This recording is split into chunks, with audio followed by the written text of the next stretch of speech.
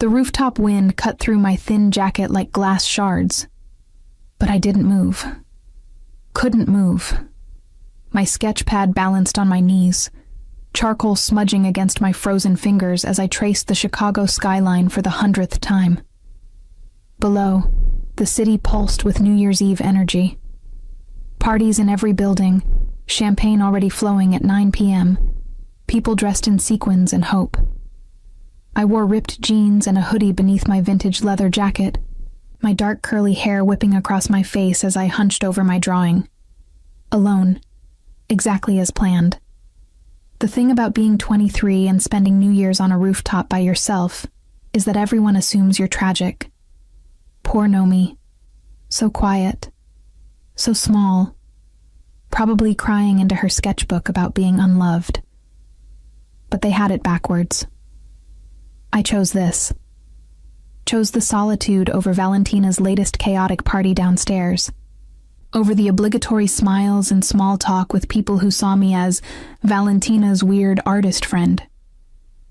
3 years of trailing behind her to family dinners at the Conti mansion, sitting silent in corners while dangerous men discussed territories and shipments in careful code, watching Valentina's brother Octavio move through rooms like he owned not just the house, but the very air inside it.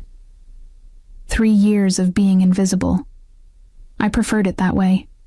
Invisible meant safe. Invisible meant I could observe, could sketch the planes of powerful faces when they weren't looking, could study the architecture of violence and wealth without becoming part of it. My charcoal caught on a rough patch of paper. I was shading the reflection of fireworks that hadn't started yet, anticipating the explosion of color across the frozen lake, when the sound hit. Not fireworks. Rotor blades. I looked up, squinting against the wind, and watched a sleek black helicopter descend toward the rooftop like a predatory bird. The noise was deafening, the downdraft sending my sketches scattering across the gravel. I lunged for them, pressing my palm flat on the pad to keep it from flying away, my heart hammering against my ribs. This building didn't have a helipad. This building was rent-controlled apartments, and broke artists, and Valentina's trust fund rebellion against her family. Helicopters didn't land here, except one just did. The door opened before the blades fully stopped, and I knew who it was before his expensive shoes touched the rooftop. Octavio Conti. 30 years old, 6'3" of controlled menace in a charcoal suit that probably cost more than my entire year's rent. Dark hair precisely styled, sharp jawline, those cold gray eyes that missed nothing. I'd seen him dozens of times. At dinners where I sat 3 chairs down, silent. At parties where he stood near the windows, watching everyone with that calculating distance. At Christmas, when he'd handed Valentina an envelope of cash and told her to stop embarrassing the family by living in this neighborhood. He'd never once looked directly at me. Not once in 3 years. He was looking now.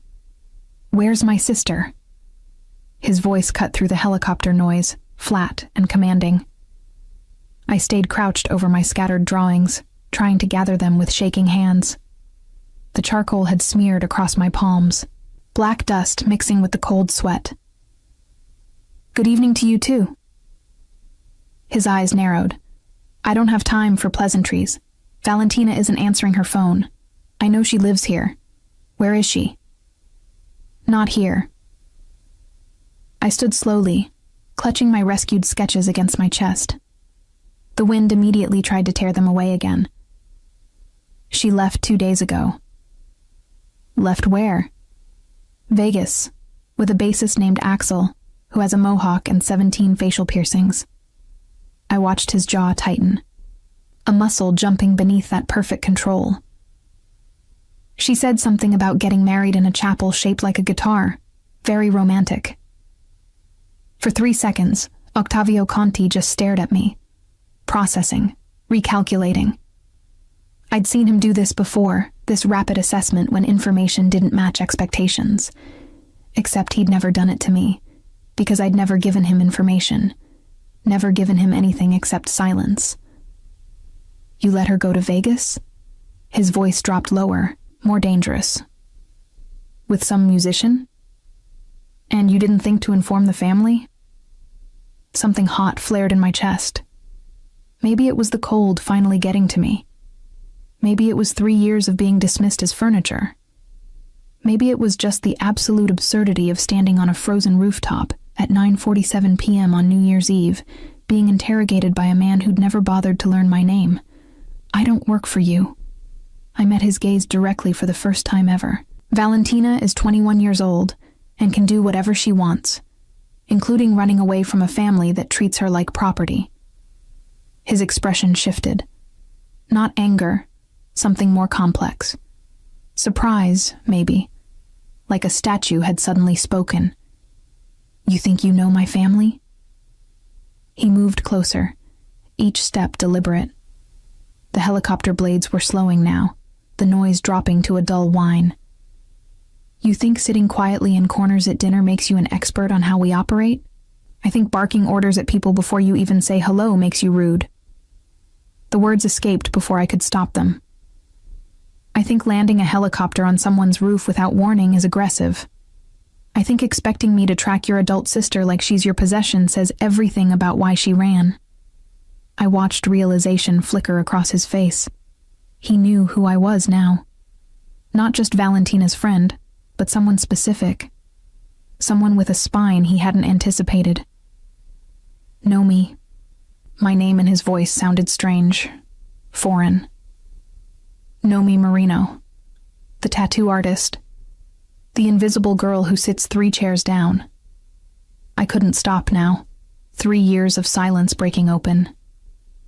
The one you've walked past 63 times without acknowledgement. But now you need something, so suddenly I exist. His eyes traveled over me slowly, reassessing, taking in the charcoal-stained fingers, the ripped jeans, the defiance I'd never shown before. You counted. I observe people. It's what I do. I gestured at my sketch pad. You're very predictable, actually. Always the same entrance, same position near windows, same exit timing. You scan rooms clockwise, check your phone every 11 minutes, and you only drink whiskey that's older than I am. Something that might have been amusement touched his mouth. That's very observant for someone invisible. Invisible people see everything. I tucked my drawings more securely under my arm. Now, if you'll excuse me, I have a New Year's to spend alone, by choice.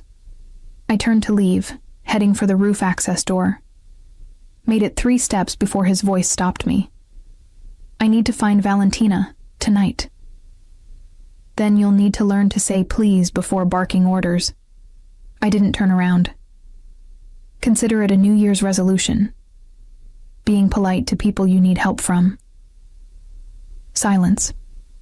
Just the wind and the distant sounds of the city below. I waited, my hand on the door handle, cold metal burning against my palm. Please. The word sounded like it cost him. Help me find my sister. Please. I looked back over my shoulder. Octavio Conti stood in the center of the rooftop, helicopter behind him like a movie backdrop, looking at me with something that wasn't quite desperation, but definitely wasn't control. She won't answer your calls, I said, but she might answer mine, if I ask nicely, if I explain that you asked nicely. What do you want in exchange? The question shouldn't have surprised me. Everything was a transaction in his world. But hearing it stated so baldly, so matter-of-fact, made something in my chest ache. I want you to leave her alone if she's happy. I turned fully to face him. I want you to consider that maybe running away with a bassist is exactly what she needs. That maybe your version of protecting her is actually suffocating her. His expression hardened. You don't understand our world. I understand that she cries every time she has to go home for dinner. I watched that land, watched him absorb it. I understand that she's terrified of disappointing you. I understand that she loves you and resents you in equal measure because you can't see her as anything except something to control. That's not... He stopped himself, recalculated again, I protect her. From what? Happiness? Choice? The possibility of making her own mistakes? We stared at each other across the rooftop, wind whipping between us. Below, someone set off early fireworks. Premature celebration, sparks against the dark sky. Call her, Octavio said finally. See if she answers. If she's safe and happy, I'll... He paused, clearly unfamiliar with compromising. I'll consider your perspective. I pulled out my phone, fingers clumsy with cold. Valentina answered on the second ring, her voice bright with alcohol and joy. Nomi, oh my God.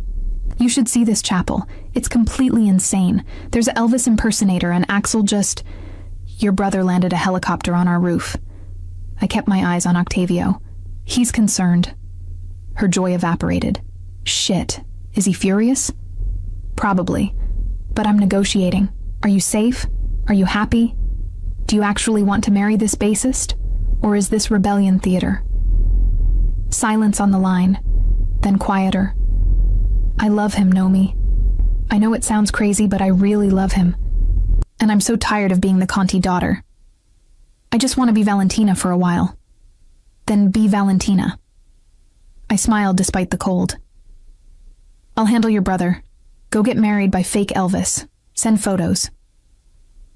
You're the best friend I've ever had. I know. Now go, before you sober up and change your mind. I ended the call, slipped the phone back into my pocket, and delivered my verdict. She's safe. She's happy. She's getting married in approximately 40 minutes. Your protective services are not required. Octavio's face was unreadable. And I'm supposed to just accept this? Let her marry some nobody? You're supposed to trust that she's capable of making decisions about her own life. I moved toward the roof access door again. Now, if you'll excuse me, I have sketching to finish before midnight. Wait. He caught my arm as I passed, his grip firm but not painful. Heat radiated through my thin jacket where his fingers touched. You're really going to spend New Year's Eve alone? On a rooftop? That was the plan, yes. I looked pointedly at his hand on my arm until he released me. Some of us prefer solitude to forced celebration. I just canceled my flight back. He said it like a decision made mid-thought. Valentina won't be here. My evening just cleared. Congratulations on your newfound freedom. I pulled open the roof access door, already anticipating the relative warmth of the stairwell. Enjoy your flight home whenever you reschedule it. I'm staying here. He moved past me, blocking the doorway with his body. On this rooftop, until midnight. I blinked at him. Excuse me? You think I'm predictable. You think I only see people as possessions or threats. You think I don't know how to ask nicely. His gray eyes held mine with unsettling intensity. I'm going to prove you wrong. All of it. Starting with not leaving you alone on New Year's Eve. I want to be alone. No, you want to avoid the party downstairs because you're tired of being invisible in crowds. He leaned against the doorframe, completely blocking my escape. But I see you now, Nomi Marino, and I'm not leaving this rooftop until midnight. So you can either spend the next 2 hours ignoring me while you draw, or you can teach me how to be less predictable. My heart was doing something erratic in my chest. This wasn't happening. Octavio Conti wasn't staying on a frozen rooftop with me. He wasn't looking at me like I was a puzzle worth solving. He wasn't smiling that slight, dangerous smile that made my knees feel unstable. You're insane, I managed. Probably. He shrugged off his suit jacket, revealing the white dress shirt beneath. 4 buttons were already undone, exposing a triangle of tanned skin and the edge of a tattoo I'd never known existed. But I just flew across the city on New Year's Eve to find my sister, discovered she eloped with a bassist, and got lectured about basic courtesy by a 5'4" tattoo artist who counts how many times I've ignored her. Insane seems appropriate. 5'5", I corrected automatically. His smile widened fractionally. My mistake. 5'5". Better? I stared at him, at this impossible situation, at the way he was settling in like he belonged on this rooftop as much as the gravel and snow. Below, the city counted down toward midnight. Above, early fireworks continued their premature celebration. Between us, something shifted that I didn't have words for yet. "Fine," I heard myself say. "But I'm not entertaining you. I'm finishing my drawings. You can freeze to death in silence or you can leave. Those are your options." Noted. He moved aside, finally clearing the doorway. But instead of going through it, I found myself walking back toward my original corner, settling onto the cold gravel with my sketch pad. Because leaving now would feel like retreating, like letting him win some contest I didn't know we were having. Octavio followed, surprisingly graceful for someone who commanded empires. He sat 3 feet away, close enough to talk, but far enough to respect my space. The gesture felt intentional, calculated. He was good at calculating. "What are you drawing?" he asked after a minute of silence. "The city, the lake, the fireworks that haven't started yet." "How do you draw something that hasn't happened?" "Anticipation." I showed him the sketch, the planned explosions of light I'd shaded in charcoal. Understanding the pattern well enough to predict it. His eyes moved over my drawing with genuine interest. "Like how you predicted my behavior. Clockwise scans, phone checks, window positions." "Exactly like that." I started a new sketch, my fingers warming up with movement. People are patterns. Most just don't realize how obvious their patterns are. "What's my pattern telling you right now?" I glanced at him from the corner of my eye, studying the way he sat. Controlled even in casual posture, but there was tension in his shoulders I'd never seen at family dinners. "That you're furious about Valentina, but trying to respect my opinion. That you're not used to sitting still. That you check your phone every 11 minutes even when you're trying not to. And that you're wondering why you're really staying on this rooftop instead of going home." His laugh was unexpected, genuine. Frighteningly accurate. "What's your pattern?" "I don't have patterns. I adapt." "Everyone has patterns, Nomi. You just hide yours better." He shifted slightly closer, close enough that I could smell expensive cologne mixed with helicopter fuel and cold air. "You've spent 3 years being invisible because it's safer than being seen.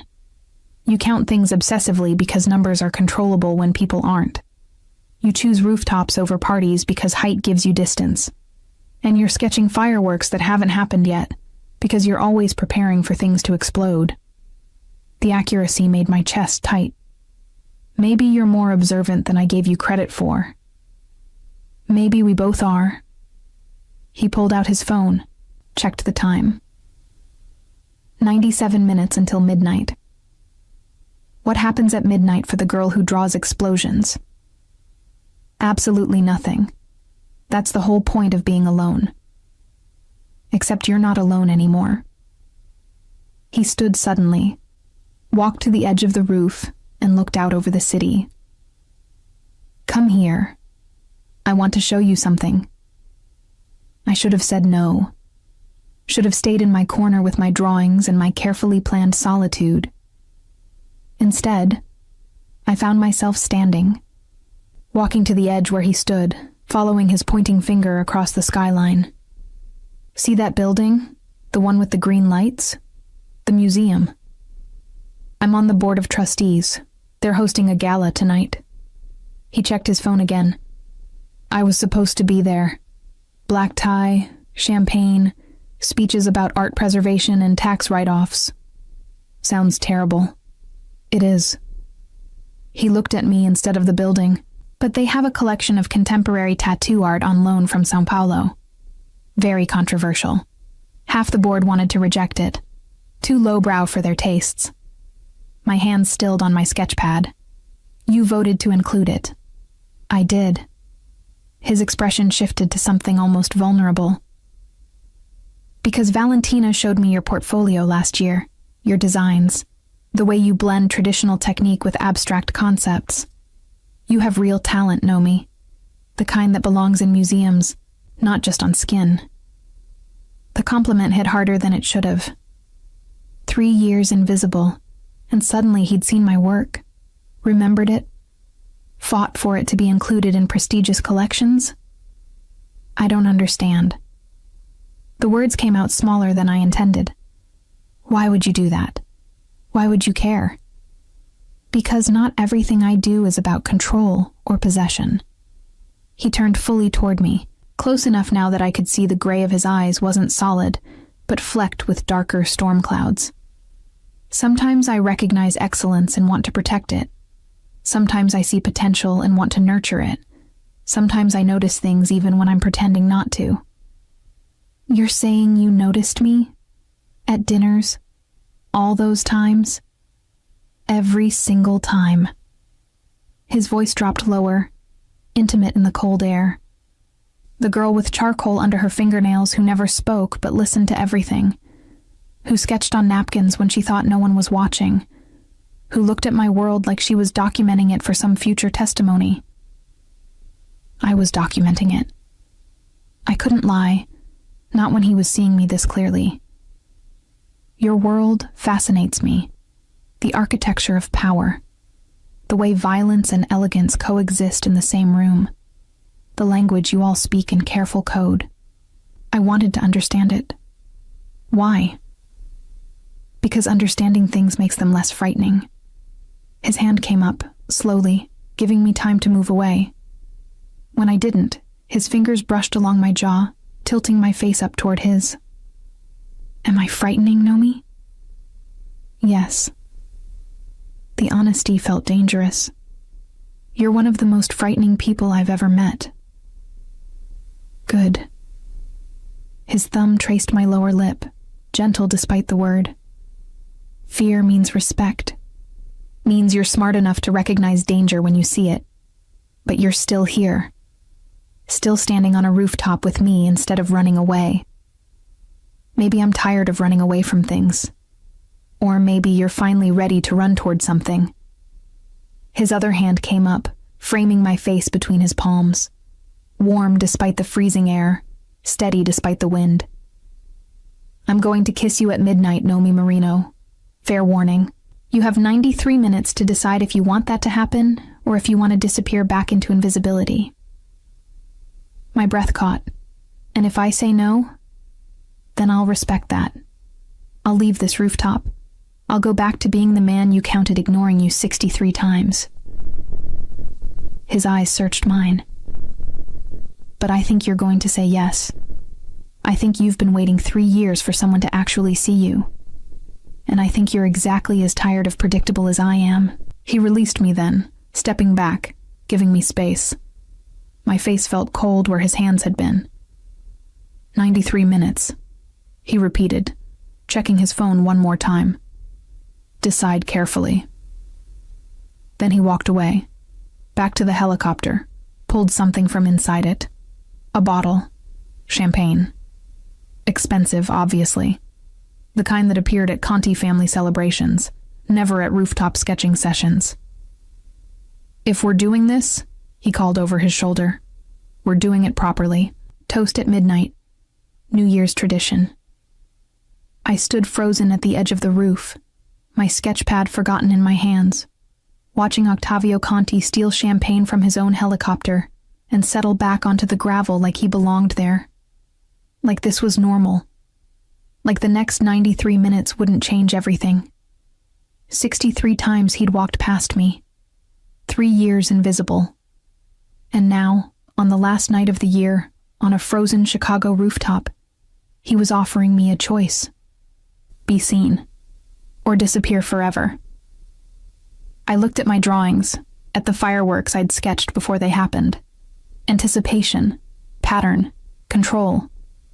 Then I looked at Octavio, who was completely unpredictable, who disrupted every pattern I'd built, who offered danger wrapped in honesty. 92 minutes, I said, walking back toward him, not retreating, advancing. You'd better make them count. His smile was sharp and genuine and terrifying. "Bambina mia," he said softly, testing out an endearment that sent heat through my frozen body. I always do. 87 minutes until midnight, and Octavio Conti was asking me about tattoos. Not the safe questions people usually asked. Not, "Does it hurt?" Or, "What's the weirdest design you've done?" He wanted to know about the philosophy behind permanent marks, about why people chose pain to create beauty, about the trust required to let someone alter your skin forever. "It's intimate," I said, watching him pour champagne into paper cups he'd produced from somewhere. Expensive champagne in disposable cups felt like a perfect metaphor for this entire night. More intimate than people realize. You're literally under their skin, making something that will outlive arguments and breakups and sometimes the relationships themselves. Like a contract written in ink and pain.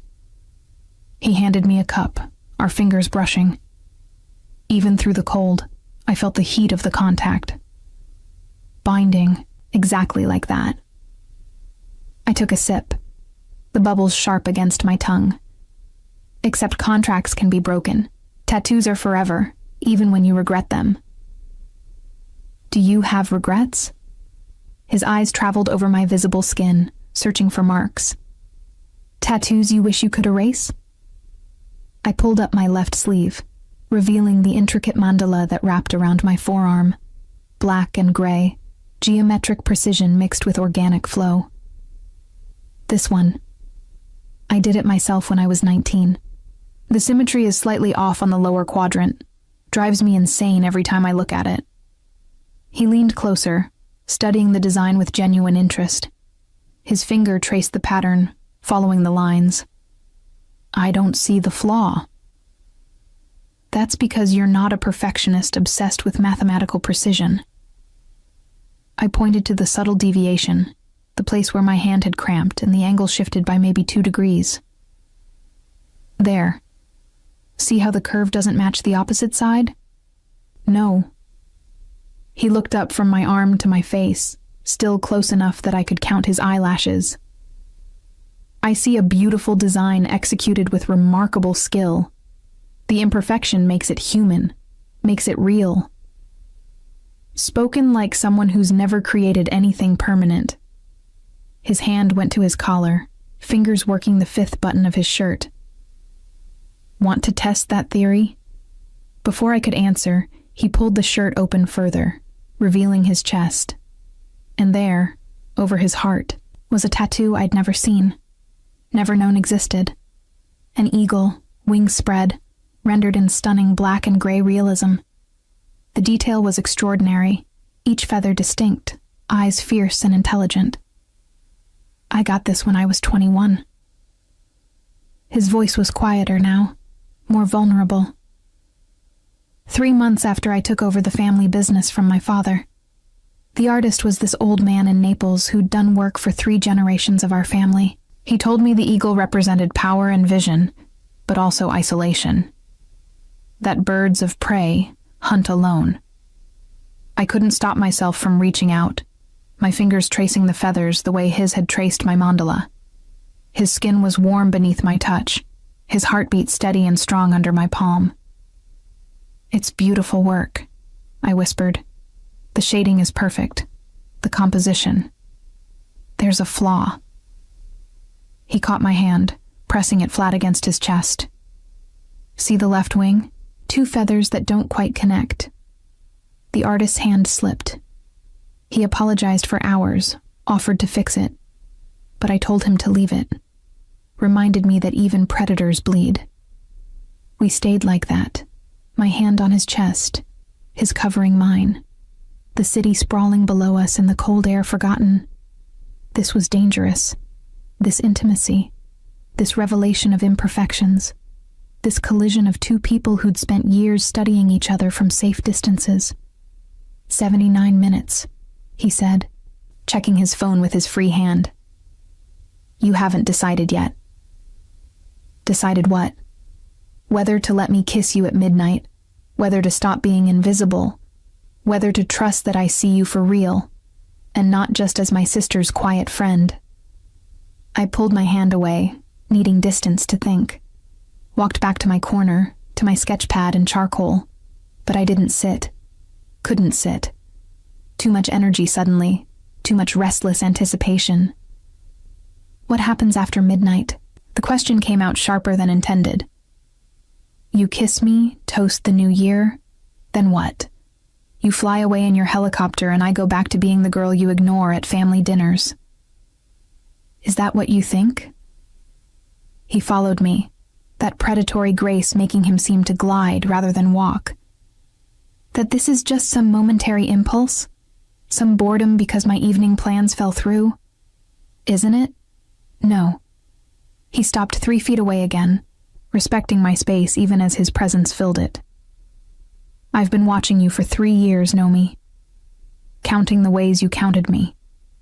Noticing how you noticed. Wanting to talk to you, and holding back, because mixing my world with innocence feels like pollution. I'm not innocent. You're not corrupted either. His jaw tightened. And you should stay that way. Which is why I should leave this rooftop right now. Get back in that helicopter and forget this entire night happened. Then why don't you? Because 64 minutes from now it will be a new year, new beginning, new possibilities. He pulled out his phone, and I expected another time check. Instead, he showed me the screen. Photos. Dozens of them. Art gallery openings, tattoo conventions, street art festivals. I've been to every show you've exhibited in for the past 18 months, standing in the back, never approaching, just watching you talk about your work, watching you come alive in a way you never do at my family's dinners. The revelation stole my breath. You've been following me? I've been supporting you, anonymously. He scrolled through more photos. The grant you received last spring to study traditional Japanese techniques in Osaka, that was my foundation. The studio space that mysteriously became available when you needed to leave your old location. I bought the building, the commission from the museum board to create a piece for their permanent collection. I suggested your name. My hands were shaking. Not from cold, from the enormity of what he was admitting. Why? Why would you do all that? Because you have extraordinary talent that deserves cultivation. Because watching you succeed felt better than any business deal I've ever closed. Because somewhere in the last 3 years, the invisible girl counting my patterns became the only thing I actually looked forward to seeing. He put his phone away, stepped closer.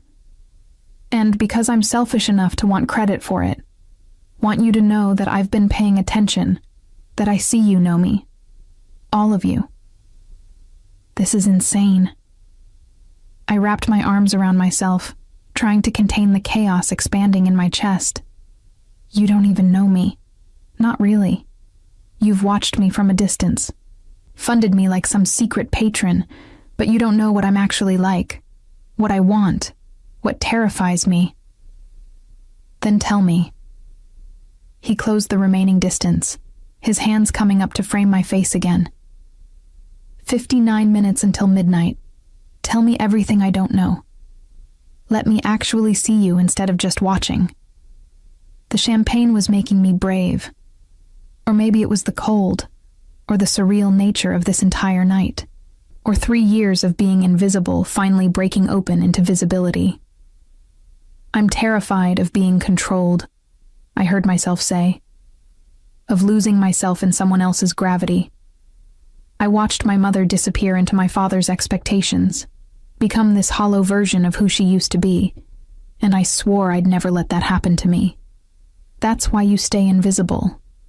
Easier to preserve yourself when no one's trying to change you. Yes. The honesty felt like stripping skin. And I'm terrified of you specifically, of men like you.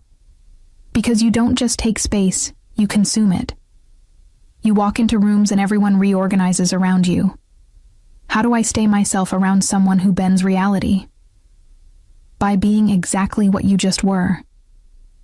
His thumb stroked my cheekbones, gentle and devastating. By telling me the truth. By setting boundaries I have to respect or lose you. By being strong enough to walk away if I ever make you feel hollow. You make it sound simple. It's not simple. It's the hardest thing I've ever tried to do. His forehead dropped to rest against mine, his breath warm against my frozen face. Not controlling you, not possessing you, just being near you and letting that be enough. My phone buzzed in my pocket. I pulled away to check it, grateful for the interruption, for the chance to breathe. Valentina. A photo of her in a wedding dress that looked like it came from a costume shop, standing next to a bassist with impressive facial piercings and terrible posture, both grinning like fools. She did it. I showed Octavio the screen. Got married by Elvis, looks happy. His expression cycled through several emotions too quickly to name, then settled on something like resignation. She does look happy, ridiculous, but happy. You're really going to let this go? Not send someone to drag her back? Not threaten the bassist? I'm going to try something radical. He took another sip of champagne, grimaced slightly at the cold. I'm going to trust that my sister knows what she needs, that forcing her back would only push her further away, that maybe the girl counting my patterns was right about me needing to learn when to release control. Character development in less than an hour. Impressive. Don't sound so surprised. You've already changed me more than you realize. He gestured at the rooftop, at the helicopter standing silent, at the champagne, and the cold, and the abandoned gala. I don't do spontaneous Nomi. I don't cancel plans. I don't sit on frozen rooftops drinking from paper cups. But here I am, completely off script. And it feels terrifying, exhilarating. His smile was genuine, unguarded. Like maybe being predictable was another form of prison, and you just handed me a key. We finished the champagne as midnight approached, trading stories about worst tattoo requests, favorite hidden spots in Chicago, the difference between loneliness and solitude. He told me about taking over his father's empire at 21, about the pressure of legacy and violence and maintaining control. I told him about my mother's disappearance into marriage, about choosing art over security, about the terror and freedom of permanent marks. 30 seconds, he said, checking his phone one last time. Decision time, Bambina mia. Do I get my midnight kiss, or do we part as friends who shared champagne and honest conversation? I looked at him. Really looked. At the man who'd funded my dreams anonymously, who'd fought for tattoo art in prestigious museums, who'd sat on a frozen rooftop asking me about philosophy instead of demanding anything. At the danger and the vulnerability wrapped together in expensive clothes and eagle tattoos. At the way he was looking at me like I was the only thing in the world worth counting down to. 20 seconds, I whispered. His hands found my waist, pulling me closer but not forcing, always giving me space to choose. My hands came up to his chest, feeling his heartbeat accelerate under my palms, the eagle's wings rising and falling with his breathing. 10 seconds. The city below erupted early. Someone's countdown off or their patience expired. Fireworks exploded across the lake, exactly where I'd sketched them, exactly as I'd anticipated. Light and color and chaos. 5. His forehead touched mine again, our breath mingling in the frozen air, champagne and anticipation. 3. I'm terrified, I admitted. Good. So am I. 1. The world dissolved into midnight, into fireworks and champagne, and Octavio's mouth claiming mine with a certainty that made my knees weak. His kiss was nothing like I'd imagined. Nothing like the controlled man at family dinners. This was hunger and restraint, fighting each other. Gentleness edged with possession. 3 years of watching finally becoming touching. I kissed him back with equal ferocity, my hands fisting in his shirt, pulling him closer, even as some rational part of my brain screamed that this was dangerous. This was stupid. This was going to destroy the careful invisibility I'd built. But I was so tired of invisible. When we finally broke apart, both breathing hard, the fireworks were still going, the city still celebrating, and everything had changed. "Happy New Year, Nomi Marino." His voice was rough, affected. "Thank you for letting me see you." "Happy New Year, Octavio Conti." I traced the line of his jaw, bold now, high on champagne and kisses and possibility. "Thank you for actually looking." We stayed on that rooftop until 2 a.m, kissing and talking and watching the city settle into the new year. Then he walked me down to my apartment, kissed me one more time at my door with a thoroughness that left me dizzy, and disappeared into the stairwell. No phone number exchanged, no promises made. Just the taste of him on my lips, and the feeling that something fundamental had shifted in my carefully ordered world. I fell asleep sketching his face from memory, trying to capture the moment his control had cracked into genuine smile. When I woke up the next morning, he was gone. Really gone. No text, no call, no follow-up to the most significant New Year's Eve of my life. And I convinced myself it was fine. Better this way. One perfect night, preserved in memory like a tattoo. Permanent, but not requiring maintenance. 2 weeks later, I was in my studio working on a commission when the door chimed. I looked up, expecting a client, and found Octavio Conti standing in my workspace like he'd materialized from my sketches. "I have a proposition," he said. No greeting, no preamble. "And before you tell me to learn to say please, I'm asking. Please hear me out." I set down my tattoo gun carefully, trying to keep my hands from shaking. "I'm listening." "I need someone to accompany me to social functions. Galas, charity events, business dinners. Someone from outside my world who can humanize me to the civilian board members I'm trying to impress for a city council nomination." He moved deeper into the studio, studying the flash art on my walls with genuine interest. Someone with talent and intelligence, and the ability to make me seem like more than just a dangerous legacy. "You want me to be your fake girlfriend." The words tasted bitter. "Your humanizing prop. I want you to be my real partner in a mutually beneficial arrangement." He turned to face me fully. "You attend events with me for the next 10 months while I build my legitimate political portfolio. In exchange, I fund your gallery. The one you've been planning to open that combines traditional tattoo art with contemporary installations. Complete funding, prime location, connections to collectors and critics." My heart stopped. "How do you know about the gallery?"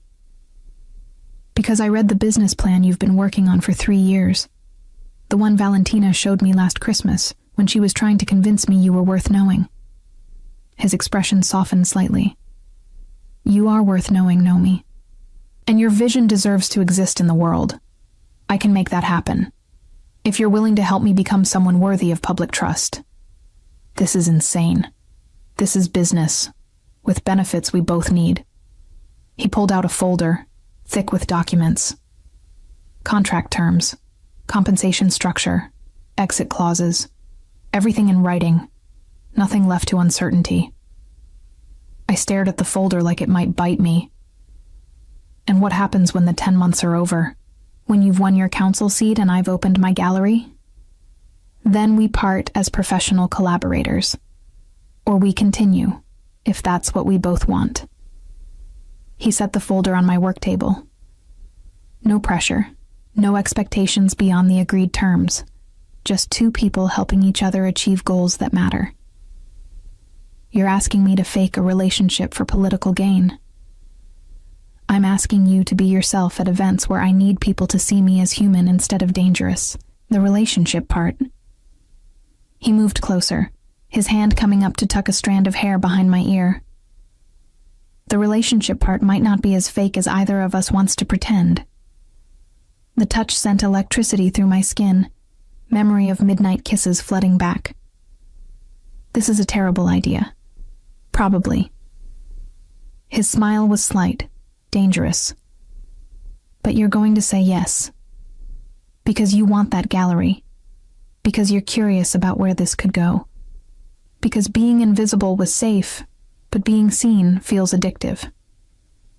He was right. I hated that he was right. I need to read the contract. Take your time. I'll wait. I spent the next hour reading every clause, every stipulation, every exit strategy. It was remarkably fair, almost generous. Full funding for the gallery, no strings attached beyond my attendance at specified events.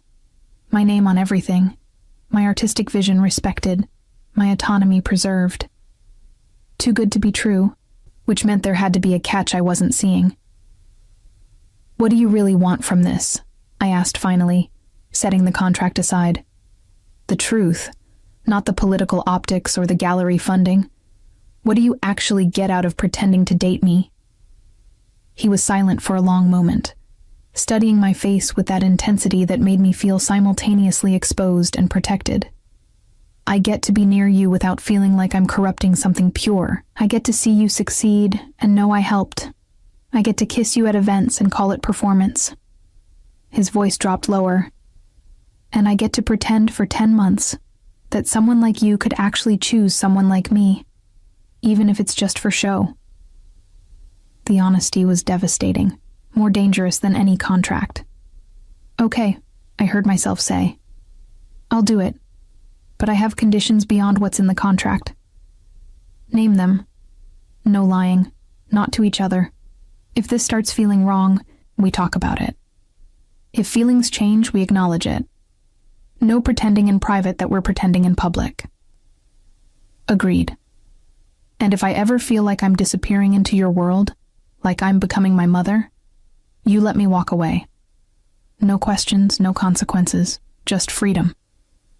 His jaw tightened, but he nodded. You have my word. You'll always be free to leave. Then we have a deal. I extended my hand for a professional shake. He took it, pulled me close, and kissed me instead.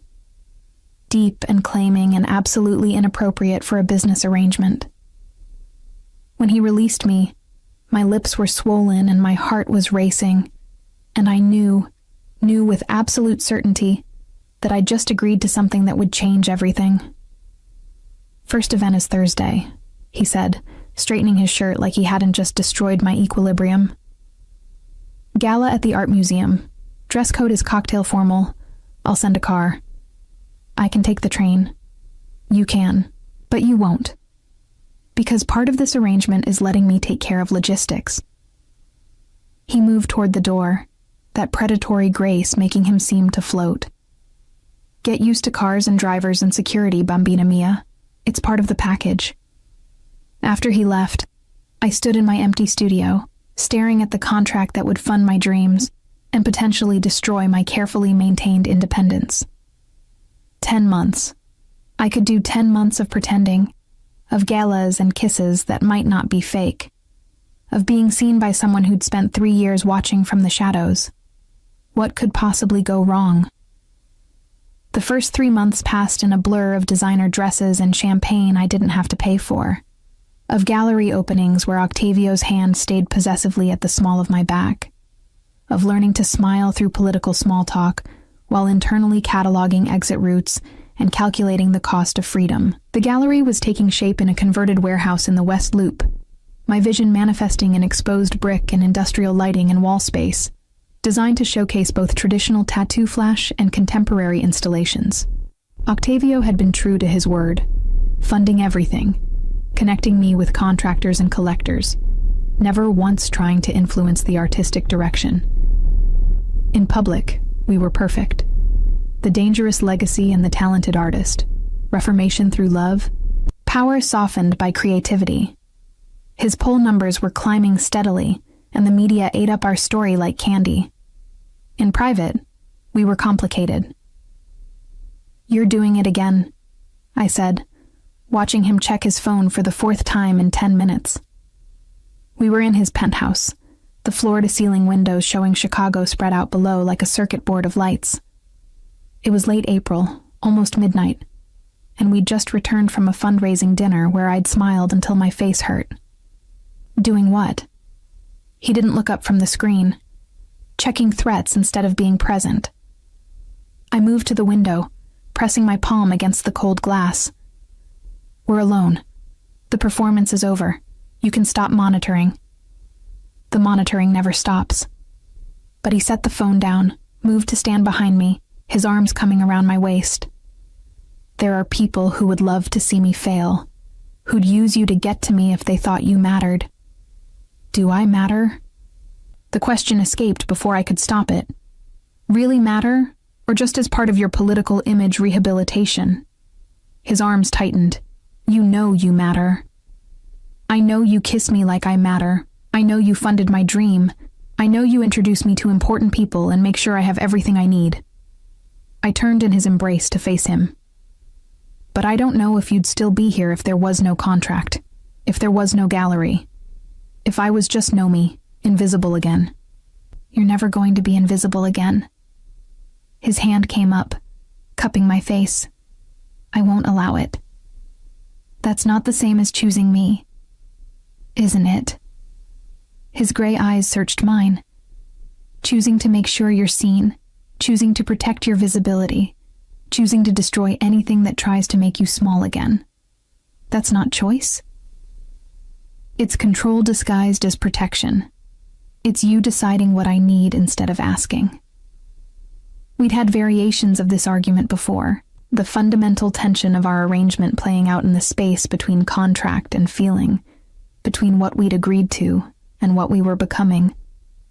Tell me what you need, he said finally, releasing me, stepping back to give me space I didn't actually want. Clearly, so I'm not guessing. I moved away from the window, pacing his living room with its expensive furniture and art that cost more than my entire previous life. Everything here was beautiful and curated and controlled, just like I was becoming. I need to know what happens when the contract ends. I stopped, forcing myself to look at him directly. 4 more months, Octavio. 4 months until you've secured your council nomination and I've opened the gallery. Then what? Then we renegotiate. That's not an answer. It's the only answer I have right now. He moved to the bar, poured 2 glasses of whiskey, handed me one even though I rarely drank the expensive stuff. I don't know what happens when the performance ends, Nomi. I don't know if this is real, or if we've just convinced ourselves it's real, because the acting is that good. The honesty shouldn't have hurt, but it did. Sharp and clean, like a tattoo gun going too deep. I think about that midnight kiss, I admitted, taking a sip of the whiskey, letting it burn. About whether it would have happened if Valentina hadn't run away, if you hadn't landed that helicopter, if I hadn't been alone on the rooftop. Was it fate or just convenient timing? Does it matter? Yes. Because if it was just timing, just circumstances, then none of this is real. We're just 2 people who happened to collide and mistook the impact for connection. He set his glass down hard enough to make me flinch. You think I fund galleries and attend boring dinners and let photographers follow us around because of convenient timing? You think I spend every free moment thinking about you because of circumstances? I think you're very good at making things happen that serve your interests, and right now, I serve your interests perfectly. Sweet artist girlfriend humanizing the dangerous man. Great optics. Perfect story. That's what you think this is? His voice had gone cold, controlled.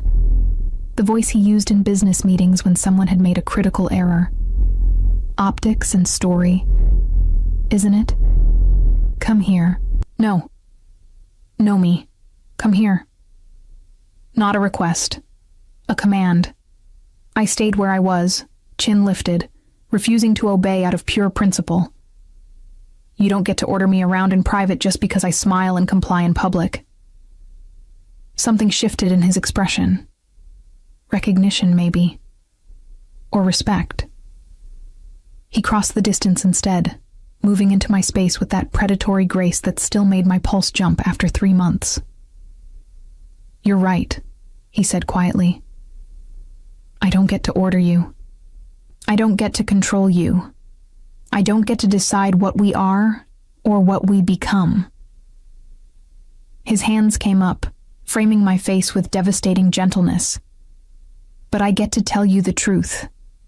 And the truth is that I started this for political optics, and somewhere around the third week, when I watched you negotiate with the gallery contractor in 3 languages and refused to compromise on your artistic vision, I forgot this was supposed to be fake.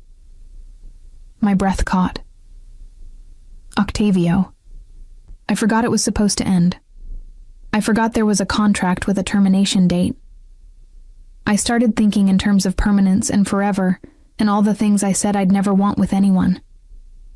His forehead dropped to rest against mine. And that terrifies me more than any business rival or political opponent ever could, because you have the power to destroy me in ways violence never could. I don't want to destroy you. I know. That's what makes you dangerous. His thumb traced my lower lip. You could, easily, and you choose not to. That choice is more binding than any contract. I kissed him then, rising on my toes, claiming his mouth with urgency that 3 months of controlled public appearances had built into pressure.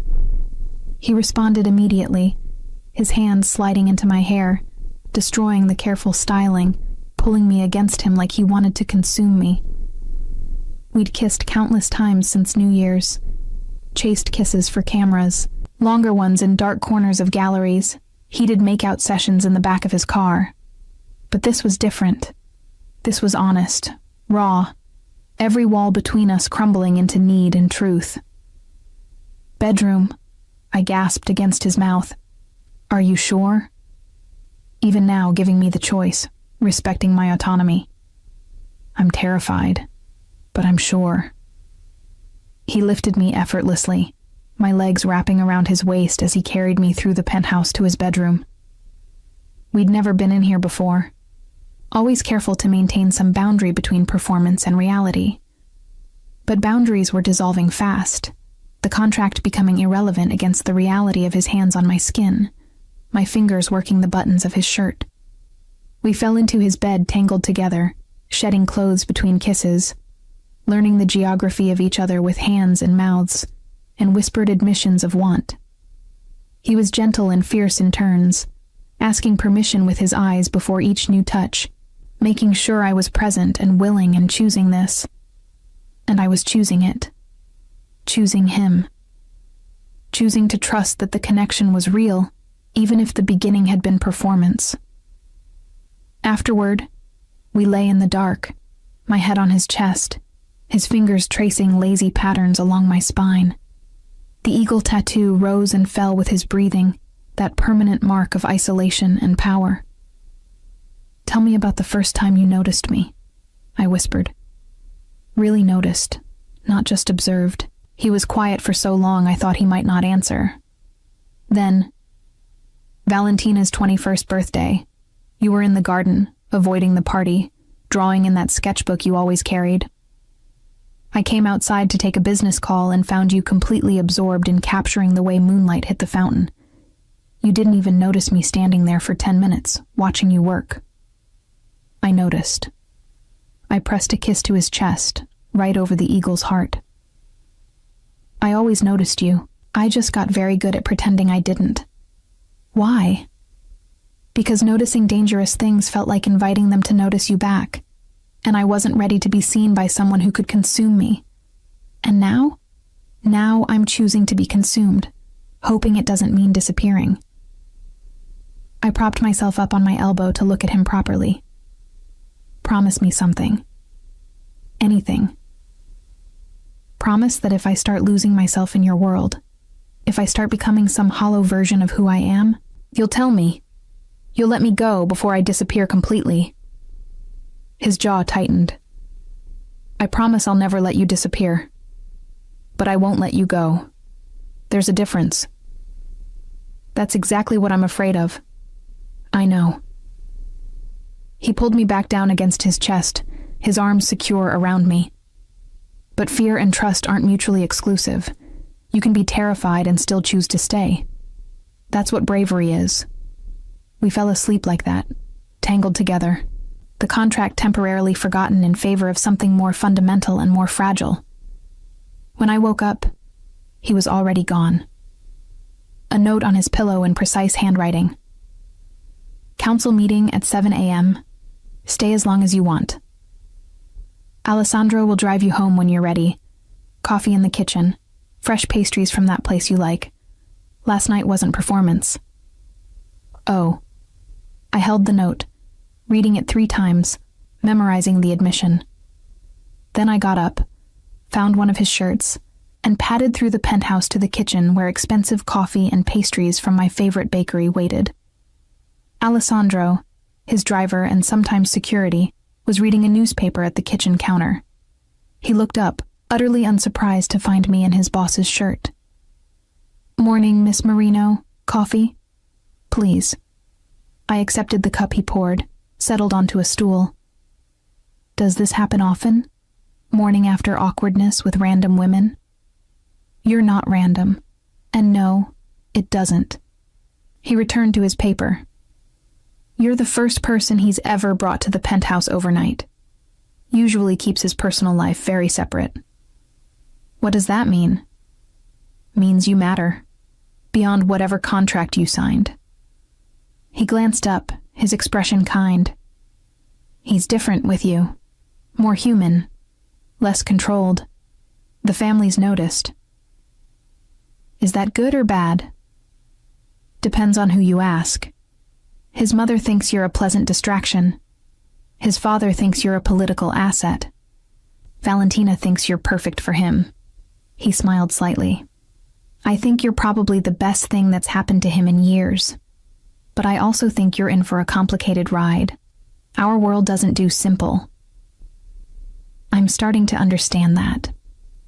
I returned to my apartment 2 hours later, my hair still messy from his hands, my skin still marked with his kisses. Valentina was waiting in the living room we shared, back from her extended Vegas honeymoon, looking suntanned and happy and immediately suspicious. "You slept with him." Not a question. "Good morning to you too." "Nomi, you slept with my brother, the one you were supposed to be fake dating for a business arrangement." She followed me to my room, completely ignoring my attempts at privacy. "Tell me everything." So I did. The whole messy truth. From the midnight kiss to the contract to last night's dissolution of boundaries. She listened without interrupting, her expression cycling through surprise and concern, and something that might have been approval. "You love him," she said when I finished. "I don't know what I feel. It's too complicated to be love." "Nomi, you spent 3 years watching him from a distance. You memorized his patterns. You counted how many times he ignored you, because each time hurt. You've been half in love with him since the beginning. You just called it observation instead of feeling. The accuracy made my chest tight. That doesn't mean it's real love. That could just be fascination, proximity, good sex."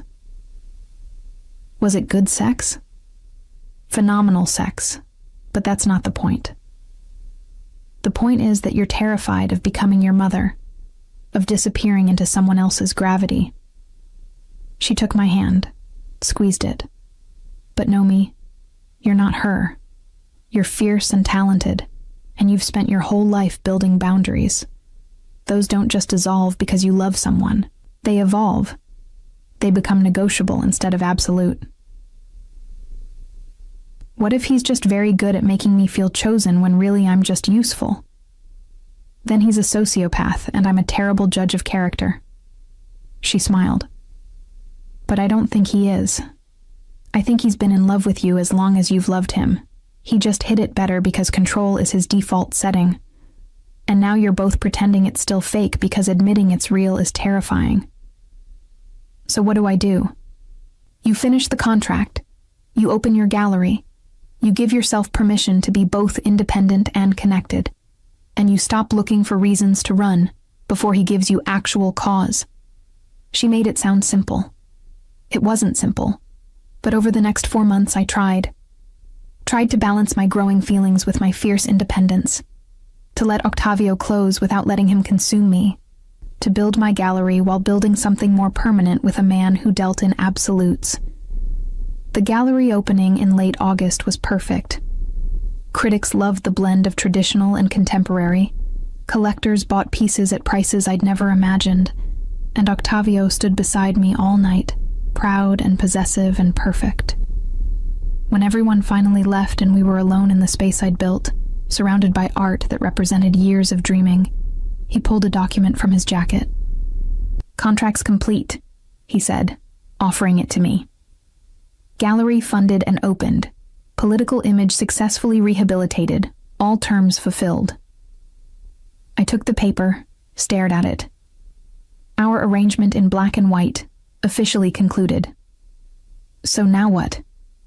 My voice came out smaller than intended. "Now you decide." He moved closer, his hands finding my waist. "We can part as professional collaborators, or we can try this for real. No contract, no terms, no exit clauses. Just you and me, figuring out if what we built during performance can survive reality." "You're asking me to choose you, for real this time." "I'm asking if you want to try, knowing it'll be complicated, knowing my world comes with dangers, knowing I'll struggle with control and you'll struggle with independence, and we'll probably fight about both constantly." I thought about the last 10 months, the galas and kisses, the nights in his penthouse and mornings in my studio, the way he'd funded my dream while respecting my vision, the gradual dissolution of boundaries between performance and truth. "I want to try," I heard myself say. "But I need you to understand something. I'm not signing a new contract. I'm not agreeing to forever. I'm agreeing to see what this could be without the safety net of predetermined endings." That terrifies me more than any contract ever could. Good. We should both be terrified. Means we're risking something real. He kissed me then, deep and claiming, surrounded by my art in the space he'd helped build. When we broke apart, he was smiling that rare, genuine smile. "Happy gallery opening, Bambina mia." Happy new beginning, Octavio. We left the gallery hand in hand, the contract forgotten on the floor behind us, stepping into something more dangerous and more honest than either of us had planned. What I didn't know yet was that dangers from my past were already moving into position, that choosing to be seen would make me a target, that love and protection would collide in ways neither of us could control. But for that moment, in the warm August night, I was just happy. Terrified and hopeful, and completely, honestly happy. The photograph arrived 3 weeks after the gallery opening, slipped under my studio door in a plain manila envelope with no return address. Me, 2 years ago. In Lorenzo Greco's photography studio, posing for what I'd thought was an artistic portrait series. Except the photo in the envelope wasn't from any series I'd agreed to. This was from after, from the moment I'd fallen asleep on his couch, exhausted from the shoot. This was me unconscious, vulnerable, my shirt riding up to expose skin I hadn't consented to reveal. My hands shook as I turned the photo over. One word written on the back in block letters. More. I barely made it to the trash can before I vomited. Lorenzo Greco. My ex-boyfriend from before I'd met Valentina, before I'd become invisible at Conti family dinners, back when I was just a struggling artist taking any modeling work to pay rent. He'd been charming and talented, and I'd trusted him right up until the moment I'd found his private collection of photos taken while I slept, while I changed, while I trusted him with my vulnerability. I'd left him immediately, threatened legal action if he ever published or sold those photos. Thought I'd escaped clean when he'd seemed to accept the breakup, moved on to other models, other victims probably. But clearly he'd kept the photos, and now someone wanted me to know they existed. I sat on my studio floor, back against the wall, trying to breathe through the panic, trying to think rationally about what this meant and what I should do. Tell Octavio. That was the obvious answer. Tell him, and let him handle it with whatever resources and connections he had. Let him protect me. Except that felt like exactly the kind of surrender I'd sworn to avoid. Becoming the damsel who needed rescue, who brought danger into his world instead of light, who proved his mother right about me being a liability instead of an asset. I could handle this myself. Track down Lorenzo, threaten him with legal action again, find out who'd sent the photo and shut it down before it became a real problem. Except I'd tried that strategy before, and clearly it hadn't worked. My phone rang. Octavio. Like he could sense when I was spiraling. Hey. I tried to sound normal. What's up? Are you at the studio? His voice had that edge that meant something was wrong. Don't leave. I'm sending Alessandro to pick you up. Why? What happened? Just trust me. Stay inside, lock the door. Don't open it for anyone except Alessandro. I'll explain when I see you. He ended the call before I could argue, which meant this wasn't about protection. This was about active threat. Something he knew that I didn't. I shoved the photo back in its envelope, locked my studio door, and waited. Trying not to think about how many more photos Lorenzo might have. Trying not to calculate how much damage they could do to Octavio's political career, to my gallery's reputation, to the life we'd been carefully building.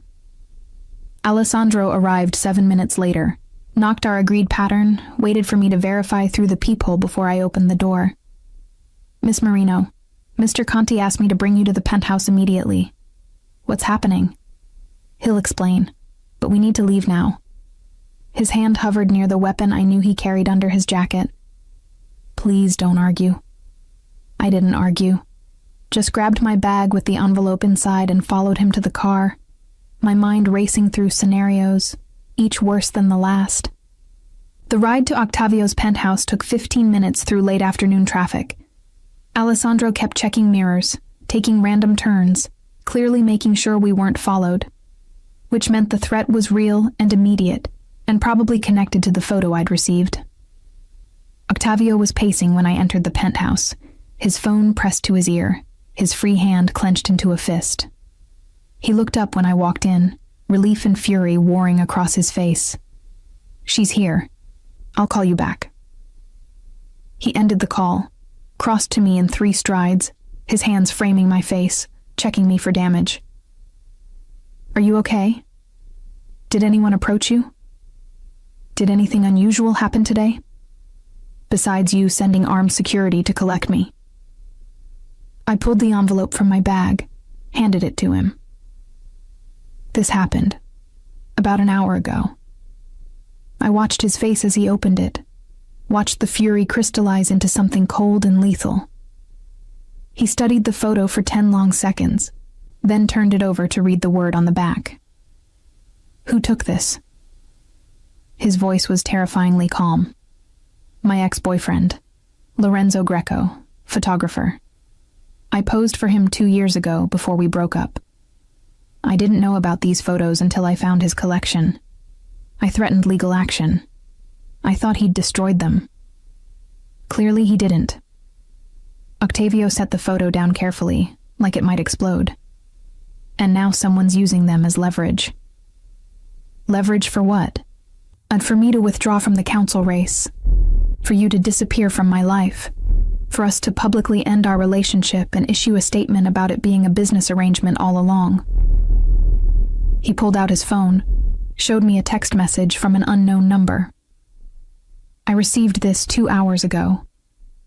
The message was blunt. Drop out of the race, or we release everything. Your artist girlfriend's secrets.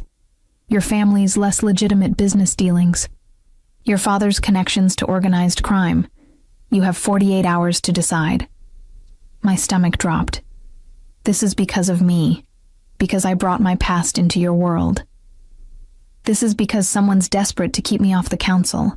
You're just the most obvious pressure point. He pocketed his phone, moved to the windows, staring out at the city like he could see the threat materializing. They've been digging for months, probably since we announced our relationship. Found Lorenzo, found his collection. Found enough to build a narrative that damages both of us. So what do we do? You do nothing. You stay here under security, completely protected while I handle this. That's not a solution. That's you deciding how to manage me. That's me keeping you safe. He turned from the window, his expression harder than I'd ever seen it. This is my world, Nomi. The part I've been trying to keep you separate from. The part where people use photographs and threats and violence to get what they want. And I won't let you become collateral damage in a fight that's ultimately about power. I'm already collateral damage. That photo exists, probably dozens more. Lorenzo won't stop unless someone makes him stop, and threats clearly don't work on him. Then I'll make him stop permanently.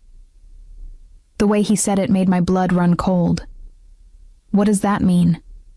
It means I have resources for handling people who threaten what's mine. It means Lorenzo Greco is about to have a very bad week. It means whoever's coordinating this campaign against me is about to discover that attacking my family comes with consequences. I'm not your family. I'm your girlfriend. There's a difference. There's no difference. He closed the distance between us, his hands finding my shoulders. You're mine to protect. You're mine to avenge.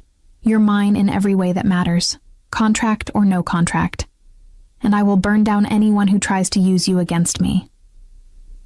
There it was. The possessiveness I'd been afraid of. The consuming control disguised as protection. The thing my mother had drowned in. The thing I'd sworn to never accept. You don't get to decide that, I said, stepping back from his grip. You don't get to handle my problems by making them stop permanently without my input. This is my past, my mistake, my vulnerability. I get a say in how it's addressed. Not when addressing it puts you in danger. Being with you puts me in danger. That's the reality of your world, Octavio. I accepted that when I agreed to try this for real. But accepting danger doesn't mean accepting to be managed like a liability instead of a partner. We stared at each other, the fundamental conflict of our relationship crystallizing into this moment. His need to protect versus my need for agency. His world of absolute control versus my refusal to be controlled. Tell me what you want me to do then, he said finally, his jaw tight with the effort of surrendering control. Tell me how you want to handle this. I want to confront Lorenzo myself. Find out who hired him to release the photos. Get copies of everything he has so we know the full extent of what we're dealing with. Absolutely not. That puts you directly in contact with someone who violated your consent once and is threatening to do it again. Then come with me. Bring Alessandro. Bring your entire security team. But let me face this instead of hiding while you handle it. He was silent for a long moment, clearly fighting every instinct that told him to lock me in a fortress and destroy threats from a distance. You go nowhere without security, he said finally. You say nothing that could be used against you, and the moment I determine the situation is escalating, we leave. Those are my conditions. Agreed. As long as you agree that I'm leading this conversation, that you're there for protection, but not to take over. That's going to be very difficult for me. I know. But that's the difference between partnership and possession.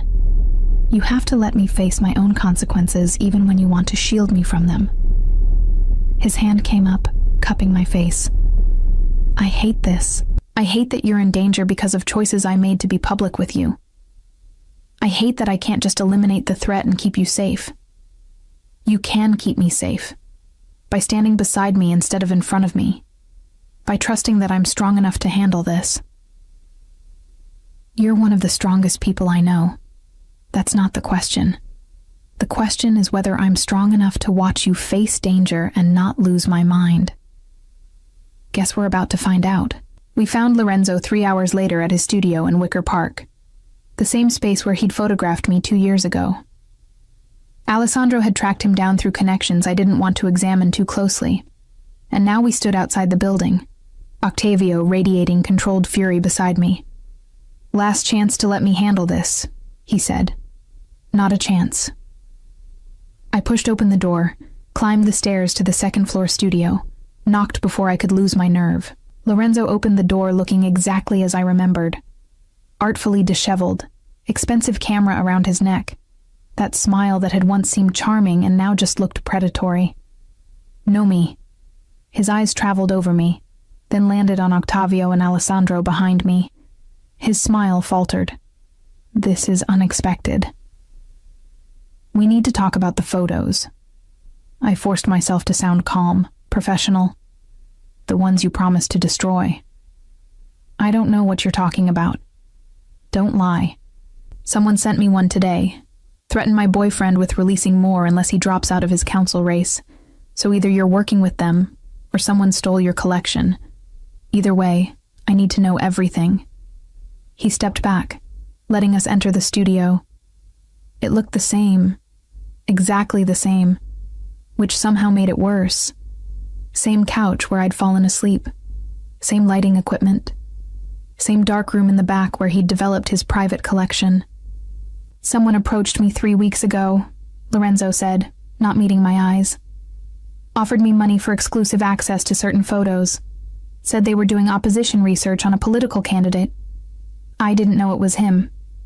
He glanced at Octavio. "Didn't know you two were actually together." "Who approached you?" Octavio's voice was deadly calm. "I don't know. All communication was through encrypted messages. They paid in cryptocurrency. Very careful about anonymity. But you still sold them. Sold photos you took without my consent." I could feel my voice shaking now, anger overwhelming the professional calm. "Photos you promised to destroy when I threatened legal action. I kept them as insurance. I didn't think you'd actually follow through with the threat." He had the grace to look ashamed. "I'm sorry, Nomi. I know that doesn't mean anything, but I am sorry. Sorry doesn't fix this. Sorry doesn't unviolate my privacy." I moved closer to him, letting all my fury show. "But here's what you're going to do. You're going to give me every single photo you have, digital and physical. You're going to tell me everything about the person who contacted you. And you're going to sign a legal document promising to never create, distribute, or profit from any image of me ever again. And if I refuse..." Octavio spoke for the first time, his voice soft and terrifying. "Then I make one phone call and your studio burns down with you inside it. Choose carefully." Lorenzo went pale. "You can't threaten me." "That wasn't a threat. That was information about consequences." Octavio pulled out his phone. "You have 10 seconds to comply. After that, I stop being reasonable." I should have been horrified by the casual violence in Octavio's tone. Should have intervened, insisted on legal remedies instead of mob justice. But standing in that studio where Lorenzo had violated my trust, looking at the man who'd commodified my vulnerability, I found I couldn't summon the energy to be horrified. Sometimes the only language predators understood was greater predation. "Okay." Lorenzo's hands were shaking. "Okay. I'll give you everything. Just don't hurt me." It took an hour to collect everything. Hard drives and memory cards and physical prints he'd kept in a safe. Alessandro documented it all. Had Lorenzo sign legal documents drafted by lawyers Octavio had on speed dial, made sure every image was accounted for and destroyed. When we finally left, I felt hollowed out but cleaner somehow. Like lancing an infection, painful but necessary. "You okay?" Octavio asked in the car, his hand finding mine. "I will be. Eventually." I leaned against his shoulder, exhausted. "Thank you for letting me lead that, for not taking over even though I know you wanted to. It was one of the hardest things I've ever done. Watching him look at you, hearing him justify his actions, not being able to just eliminate the problem." His arm came around me, protective but not suffocating. "But you were right. You needed to face it. I just needed to be there in case you fell." I didn't fall. No. You were magnificent. He pressed a kiss to my temple. Though for the record, I'm still going to find whoever hired him and make sure they understand the consequences of threatening you. I know. Just maybe involve me in that process instead of handling it silently. I'll try. No promises. We returned to his penthouse as the sun set over Chicago, the city lights beginning their evening performance. Alessandro stationed himself in the lobby. Extra security materialized at entry points, and I was effectively under lockdown until the threat was fully neutralized. I hate this, I said, staring out at the city I couldn't freely move through anymore. Feeling trapped because someone decided to weaponize my past. It's temporary, until I identify and eliminate the source. And then what? The next person who decides I'm a weakness to exploit? The next scandal they try to manufacture? How many times do we go through this before it becomes my permanent reality? He was quiet, clearly understanding the larger question beneath my words. Are you asking if this relationship is worth the danger it brings? I'm asking if I can maintain my independence while being perpetually protected. If I can still be myself while being yours. You're always yourself. That's what makes you dangerous to people who rely on controlling narratives.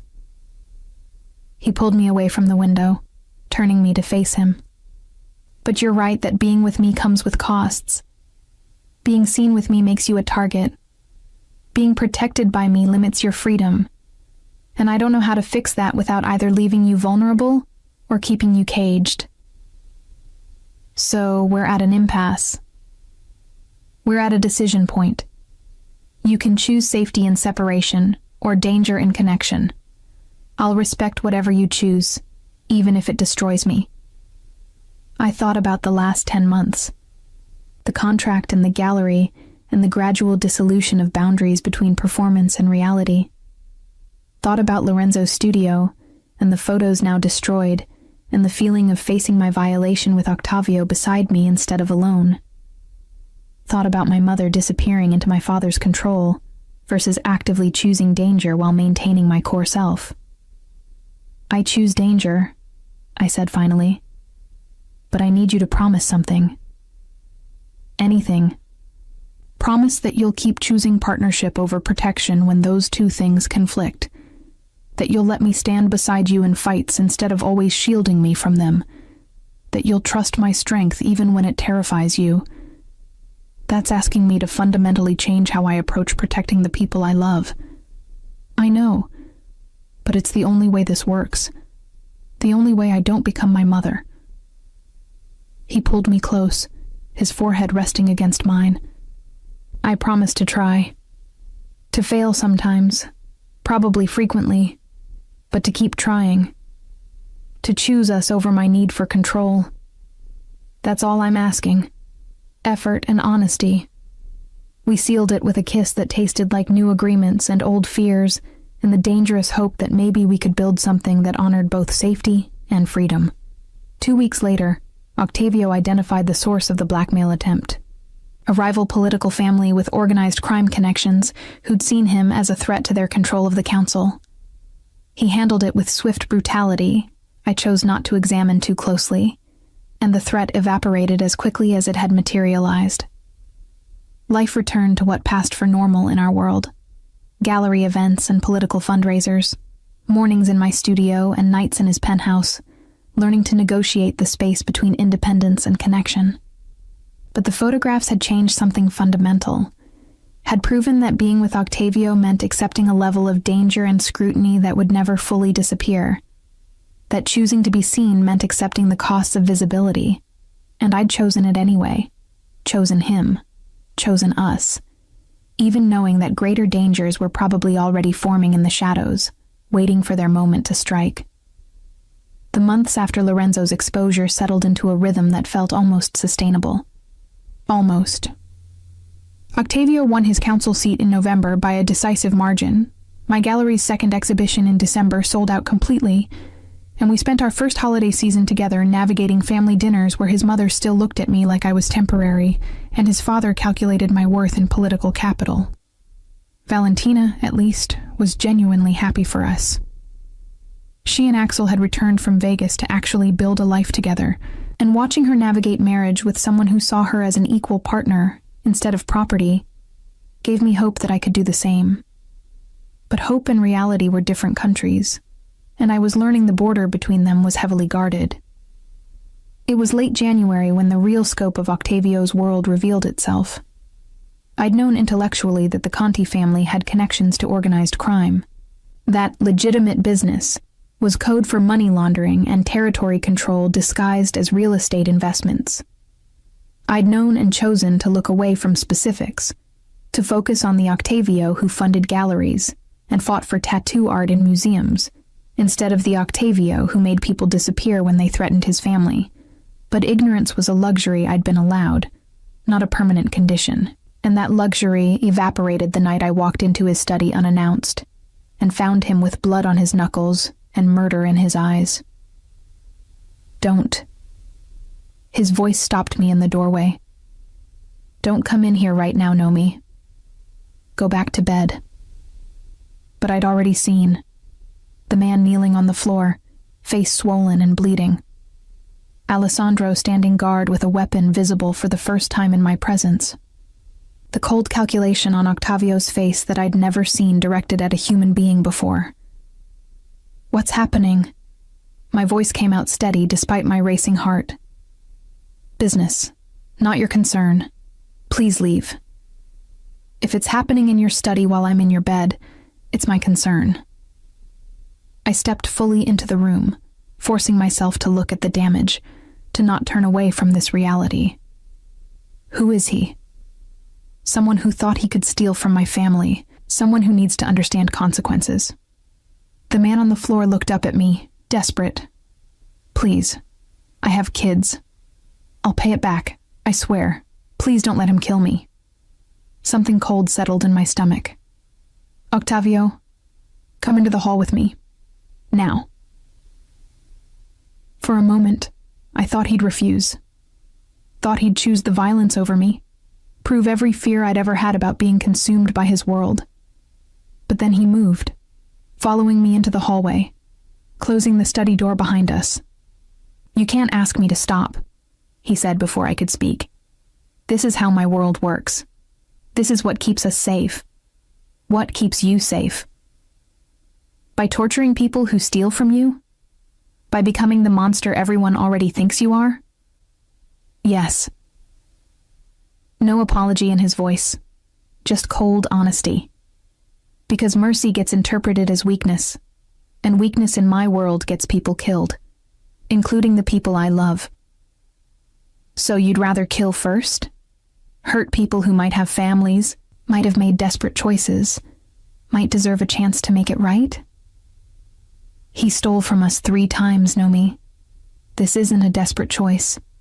This is calculated theft, and the consequences were clearly communicated. His hands clenched, the bloody knuckles stark evidence of violence I'd pretended not to see. I don't enjoy this. But I don't get to choose whether to enforce rules. I just get to choose how brutal the enforcement is. I looked at him. Really looked at the man I'd chosen to love. The gallery patron and council member and thoughtful partner. And beneath all that, the enforcer, the legacy of violence, the Conti heir who'd been trained from childhood to make hard choices without hesitation. What happens to him? I asked quietly. After you're done enforcing consequences? He lives, because I'm trying to build something different, trying to transition this family into legitimate operations.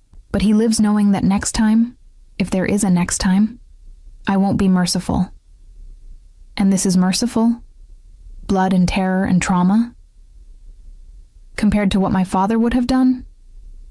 Yes. Compared to what the man he stole from expected me to do? Absolutely. His expression was hard, unyielding. This is the line I walk, Nomi. Between the violence my family expects and the legitimacy I'm trying to build. And sometimes the line runs right through human bodies. I felt sick. Not because I didn't understand the logic, but because I did. Because in his world, with his responsibilities, this probably was the most merciful option available. Because compromise between different forms of terrible was still terrible. I need air. I turned toward the penthouse exit. I need to not be here for this. Alessandro will take you wherever you want to go. I want to go alone. That's not safe. Not at 2 a.m. Not when people know you're connected to me. His hand caught my arm, gentle despite the blood still staining his knuckles. Please. Let Alessandro drive you. Let me know you're protected even if you hate me right now. I don't hate you.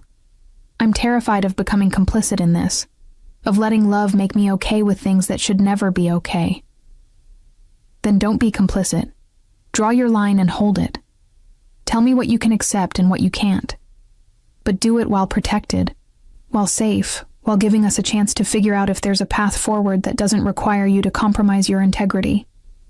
I looked down at his hand on my arm, at the blood and the gentleness and the contradiction of a man who could be both brutal and tender, both protector and threat.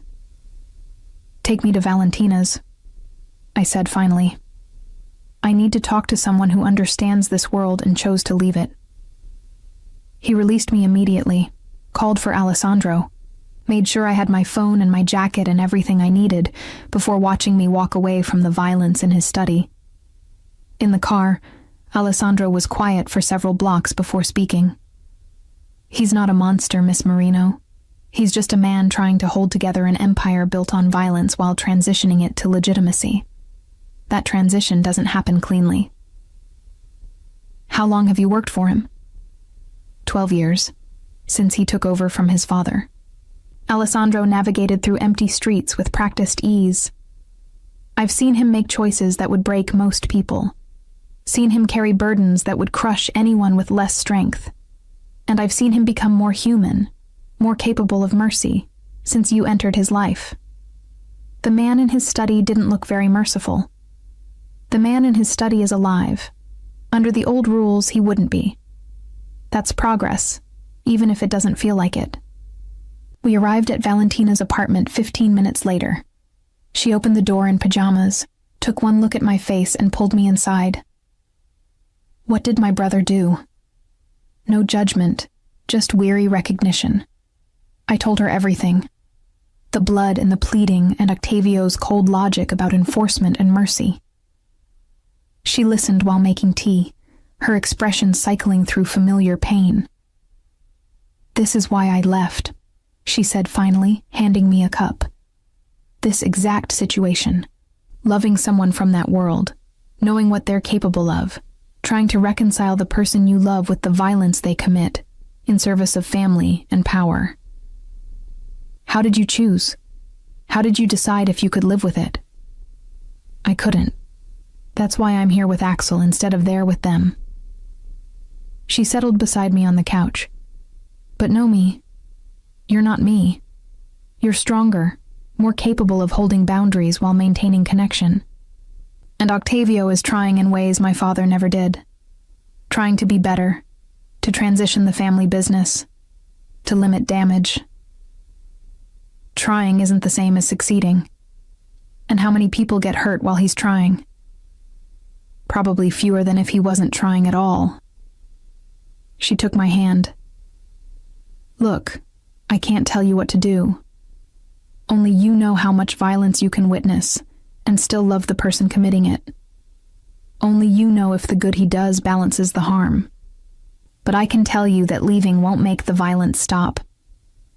It'll just mean you're not there to influence him toward better choices. That's not a reason to stay, hoping to be a good influence. No. The only reason to stay is if you love him enough to accept the entirety of who he is. The gallery patron and the enforcer, the council member and the crime family heir. All of it, contradictions and complications and blood-stained knuckles included. I spent the night on Valentina's couch, staring at the ceiling, trying to reconcile impossible things, trying to find the line between complicity and compassion, between loving someone and enabling them, between maintaining my integrity and accepting his reality. By morning, I'd made a decision, not to leave and not to stay, but something more nuanced, something that required both of us to change. I returned to the penthouse at 8 a.m. Octavio was in the kitchen, looking exhausted, his knuckles wrapped in clean bandages. The study door was closed, and I chose not to ask what had happened after I left. "We need new rules," I said without preamble. "If this is going to work, if I'm going to be with you completely instead of just the sanitized version, we need boundaries." He set down his coffee cup, giving me his full attention. "I'm listening. I don't want details about enforcement. I don't want to know specifics about violence or threats or any of the brutal choices you have to make. But I also don't want you hiding things from me. So there's a middle ground we need to find. Honesty without graphic detail. You want to know what I'm doing without knowing how." "Exactly. I want to trust that you're making the most merciful choices available within an immoral system. But I can't witness the enforcement, can't be present for the violence, can't become numb to things that should horrify me." He nodded slowly. "That's fair. What else?" "I want a voice in the transition, in moving the family business toward legitimacy. You say you're trying, but I want to be part of that effort. Want to help build alternative revenue streams, help phase out the violent operations, help create something you can be proud of publicly. You want to reform organized crime through legitimate business strategy. I want to be your partner in building something better, not just decoration for the parts that are already acceptable." I moved closer, took his bandaged hands in mine. "You told me you saw me as a partner. Prove it. Let me help instead of just tolerating the ugly parts from a distance." His expression shifted, vulnerability replacing the exhausted control. "You're not leaving. I'm choosing to stay, but on these terms, with these boundaries, with your agreement that we're building toward something that doesn't require blood on your hands. That transition will take years, maybe longer, and there will be setbacks, times when violence is the only option I have. I know, but as long as you're genuinely trying, as long as I can see progress, I can live with imperfect forward motion." I squeezed his hands gently. "I just can't live with stagnation disguised as inevitability." He pulled me close, his arms secure around me, his face buried in my hair. "You're asking me to believe we can change decades of family business because you want me to be better. I'm asking you to believe you're capable of being the man you pretend to be in public. The council member who fights for legitimate business and community investment. The gallery patron who supports art. The partner who respects my boundaries while honoring his responsibilities. What if I can't be all those things? Then, we figure out which version you can sustain and whether I can love that version." I pulled back to look at him. "But I think you can. I think you've been trying to be all those things since we started this. You just need someone who believes you can succeed instead of expecting you to fail." We spent the rest of that morning talking through specifics, what he would tell me and what he'd keep private, how I could contribute to legitimate business development, which family operations were negotiable and which were untouchable for now. Creating a roadmap toward the future we both wanted but had seemed impossible before. It wasn't perfect. Nothing about our situation could be perfect. But it was honest and collaborative and built on mutual respect, instead of him protecting me from reality or me demanding he become someone fundamentally different. Over the following months, I became involved in the Conti family business in ways I never anticipated. Consulting on property development, helping design community investment programs, working with Octavio's team to phase out illegal operations and replace them with legitimate revenue streams. It was slow, frustrating work, but it was progress. Measurable, tangible progress that let me sleep at night knowing I was part of building something better instead of just tolerating something terrible. And through it all, Octavio kept his promise. He didn't hide what he was doing, but he spared me the graphic details.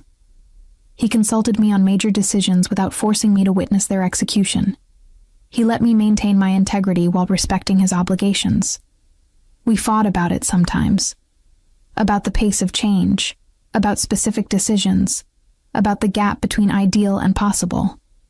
But we fought as partners, not as enforcer and decoration. As equals trying to build something unprecedented in both our worlds. By late spring, a year and a half after that first midnight kiss on a frozen rooftop, we'd created something that felt sustainable. Not perfect, never perfect, but real and honest, and built on mutual choice instead of convenient timing. I thought we'd finally found our balance. Thought the worst challenges were behind us. I had no idea that my past was about to collide with his present in ways that would test everything we'd built. That old photographs might be destroyed, but old enemies never really disappeared. That choosing to be seen meant accepting that you could never control who was watching or what they'd do with the information. The web had been closing around us for months. We just hadn't felt it tighten yet. The package arrived at the gallery on a Tuesday morning in late May, delivered by courier with no return address. Inside was a tablet, already powered on, displaying a video ready to play. I should have called Octavio immediately. Should have followed protocol and let security handle anything suspicious. But curiosity or stupidity or fate made me press play. Lorenzo's face filled the screen. Not the scared, compliant Lorenzo from his studio 18 months ago, but someone harder, more desperate. Nomi, if you're watching this, I'm already dead or disappeared, which amounts to the same thing in your boyfriend's world. He glanced off camera nervously. I need you to know that giving you those photos, signing those documents, that wasn't the end of it. I had backups, cloud storage your people didn't know about, and I sold access to someone who makes the last blackmailer look like amateur hour. My hands went numb. They're planning something big. Not just releasing photos or destroying Octavio's political career. Something that uses your past to leverage his family connections, force them into a deal that benefits some Eastern European syndicate trying to establish operations in Chicago. He leaned closer to the camera. I'm sorry. I know that doesn't matter, but I am sorry. I thought I was just selling photos for cash. I didn't know I was putting you in this kind of danger. The video cut to black, replaced by a text message. We have everything. Photos, video, details about your relationship timeline. Proof your gallery was funded by organized crime money. You have 48 hours to convince Octavio Conti to agree to our terms, or we release it all. Destroy his career, your reputation, and expose the Conti family's criminal operations to federal investigation. Instructions will follow. I stood frozen in my gallery, the tablet heavy in my hands, the weight of consequences finally crushing down. Everything I'd feared about being with Octavio, about being seen, about my past becoming weaponized, was materializing exactly as my worst nightmares predicted. My phone rang. Octavio, like he always knew when I was spiraling. Don't say anything, I answered. Just come to the gallery, alone if possible, and prepare for everything to get much worse. He arrived 12 minutes later with Alessandro despite my request for solitude, took one look at my face, and pulled me into his office without questions. I handed him the tablet, watched him watch Lorenzo's confession, saw his expression cycle through fury and calculation, and something that looked almost like resignation. How bad is this? I asked when the video ended. Very bad. Eastern European Syndicate is probably the Kozlov organization. They've been trying to establish territory here for 2 years, getting blocked by existing families including mine. He set the tablet down carefully. This is their entry strategy. Force us into partnership by threatening federal investigation that would dismantle generations of infrastructure. So what do we do? You do nothing. You stay protected while I handle this. We're not having this argument again. I moved to block his exit from the office. I'm not the damsel who needs sheltering while you sacrifice yourself to protect me. That's not who we are anymore. This is different. This isn't enforcement or business strategy. This is existential threat to everything my family has built. And they're using you as the leverage point because they know I'll burn the world to keep you safe. Then let's burn the world together instead of you doing it alone. I caught his hands, the ones that had held me and hurt others and built impossible things. You promised we were partners. You promised I got a voice in major decisions. This qualifies. His jaw tightened, that familiar war between protection and partnership playing across his face. What are you proposing? I'm proposing we call their bluff. Release the information ourselves on our terms before they can weaponize it against us. The idea had been forming since I'd finished Lorenzo's video, desperate and possibly stupid, but it felt right. Control the narrative instead of letting them control it. You want to publicly admit our relationship started as a business arrangement? That your gallery was funded by money connected to organized crime? That photographs exist of you without your consent? He pulled his hands free, started pacing. That destroys everything we've built. Your reputation, my political career, the entire transition strategy for making the family legitimate. Or it removes their leverage entirely, removes the scandal and the secret and the power they have over us. I followed him, forcing him to look at me. We admit the truth, all of it, but we frame it our way. The business arrangement that became real love. The funding that gave an artist opportunity regardless of source. The violation of consent by an ex-boyfriend that we've already addressed legally. Federal investigation will still happen. The photos alone won't trigger it, but admitting organized crime funding will. Then let it happen. You've been transitioning operations anyway, phasing out illegal revenue, building legitimate businesses. Federal investigation might actually accelerate that process. I caught his hands again. And maybe it removes you from having to be the enforcer. Removes the burden of blood on your hands because external pressure forces the change you've been trying to create voluntarily. He stared at me like I'd suggested voluntary crucifixion. You're proposing we destroy everything to save everything. I'm proposing we choose honesty over controlled narrative. Choose being public about our complications instead of hiding them. Choose each other over protecting image. I moved closer. You told me once that I made you want to be the man you pretend to be in public. This is your chance to actually become that man. Not perfectly, not without consequences, but authentically. This will hurt you as much as it hurts me. Probably more. I know. But I'd rather be hurt honestly than protected by lies. I thought about my mother, about disappearing into someone else's control. And I'd rather face consequences as your partner than watch you sacrifice yourself to protect me. That's not love, Octavio. That's possession disguised as care. For a long moment, he just looked at me. Then he pulled out his phone, made a call. Get me Carter Investigations, the forensic accountants we used for the property audit, and find me the best crisis PR firm that handles political scandals. I need them at the penthouse in 2 hours with strategy options for voluntary disclosure of complicated truths. He paused. And call my father. Tell him we need family meeting. Everyone. Tonight. No excuses. He ended the call, turned back to me. If we do this, if we actually release everything ourselves, there's no going back. Federal investigation, media scrutiny, probably the end of my political career, and possibly criminal charges depending on what they find. I know. Your gallery might be seized as proceeds of crime. Your reputation will be questioned. Every relationship you've built in the art world might dissolve when they learn the funding source. I know. And there's a chance, a real chance, that after all this, I end up in prison. That the violence I've committed while transitioning the family business gets exposed and prosecuted. that protecting you costs me my freedom. Then I'll wait for you, visit you, build something legitimate while you're gone, and rebuild together when you're out." I framed his face with my hands.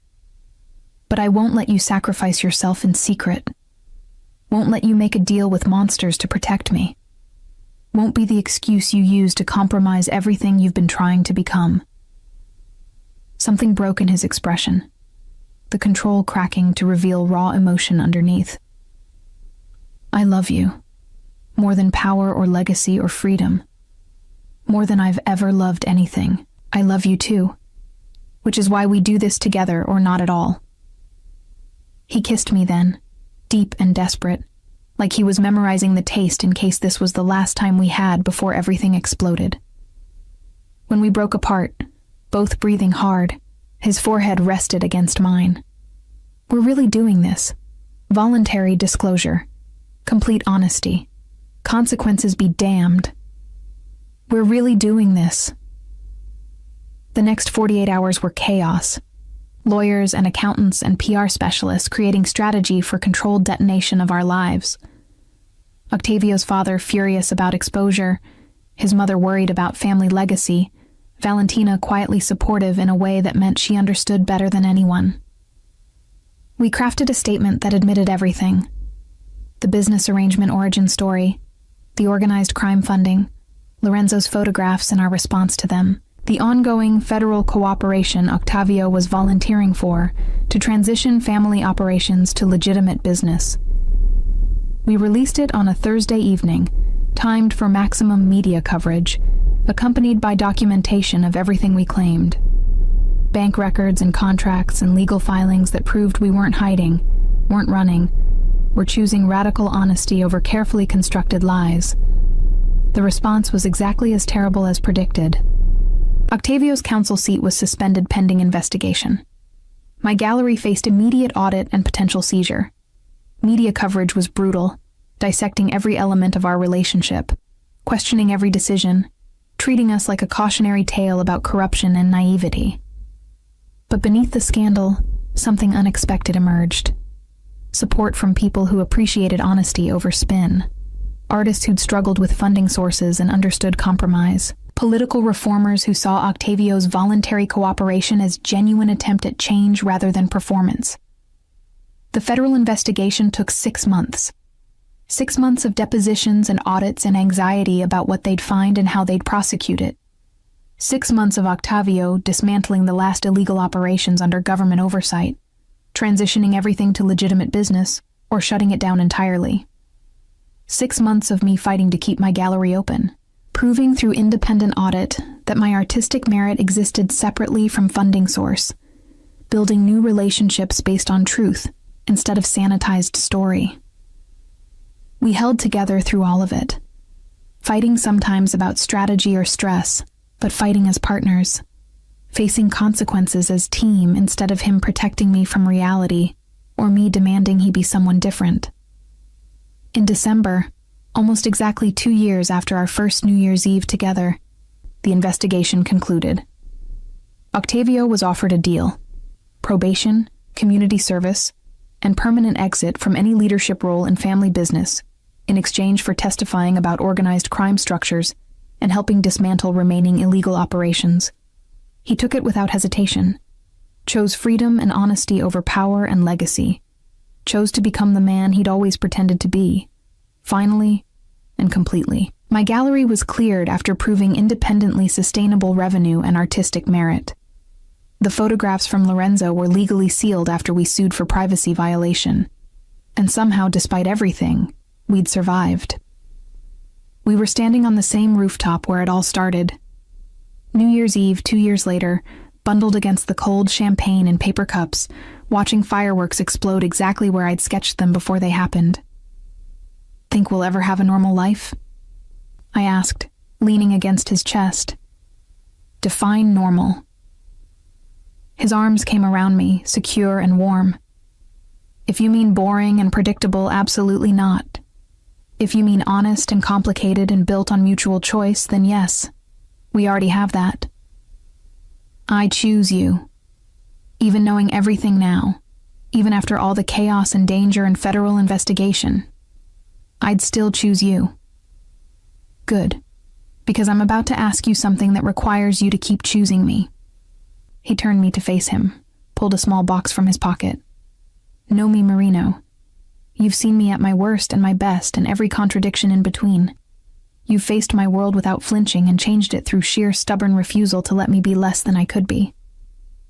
You've been my conscience and my partner, and the only person who's ever made me want to be better, more than I want to be powerful.